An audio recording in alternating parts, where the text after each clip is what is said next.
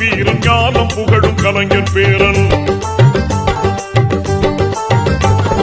கருப்பு சிவப்பு படையின் வீரன் களத்தில் வெல்லும் துணிச்சல் காரன் காலம் கொடுத்த கடமை வீரன் ஞானம் புகழும் கலைஞர் பேரன். திருப்புவளையின் வழியில் வந்த தமிழ் குருதி இளம் திராவிடருக்கு தலைமை தாங்கும் உதயநிதி. திருப்புவளையின் வழியில் வந்த தமிழ் குருதி இளம் திராவிடருக்கு தலைமை தாங்கும் உதயநிதி. ஒரு லட்சம் வாக்குறுதி ஜெயிக்க வச்சுட்டீங்களா? நான் சொல்றேன், உடன்படி சொல்றேன். நான் மாசம் மாசம் ஈரோடு 50,000 வாக்குகளை கட்டுங்க. குறைந்தது 50,000 வாக்கு கட்டு நீங்க ஜெயிக்க வைக்கணும். சரிங்களா? நிச்சயம் அது நடக்கத்தான் போகிறது. அதற்கான அறிகுறிகள் தெரிகிறது. உங்களுக்கு தெரியும், எடப்பாடி பழனிசாமி அவர்கள் எதிர்கட்சி தலைவர் பிரச்சாரத்தை போகும்போது எங்கேயுமே கூட்டமே இல்லை. கோபத்தின் உச்சிக்கு போயிடாரு.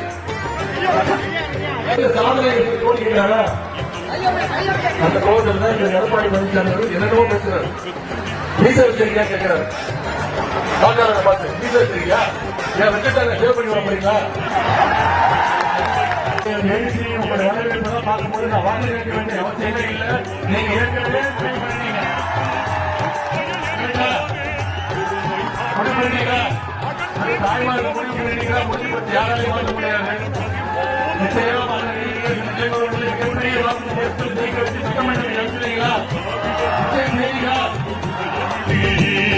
திருப்புவளையின் வழியில் வந்து மக்கள் நீங்க வாங்க வச்சீங்களா?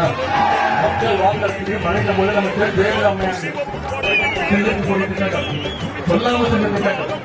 தலைவர் அறிவிச்சாங்க 250 கோடி ரூபாய் செலவுல சென்னையில கிங்ஸ் ஹாஸ்பிட்டல் 9 மாடி 1000 படுக்கைகள் கொண்ட பொதுமக்களுக்கு பயன்படுத்தக்கூடிய அரசு மருத்துவமனை கட்டுரை சொன்னார்.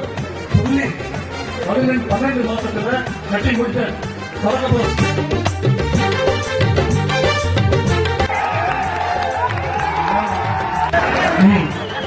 இதை விட ரொம்ப கேவலமான விஷயம். நேற்று ஒருத்தர் பேசிட்டு போயிருக்காரு. உதயநிதி நின்ற கோஷங்களை பிரிஞ்சிட்டு போயிட்டாரு.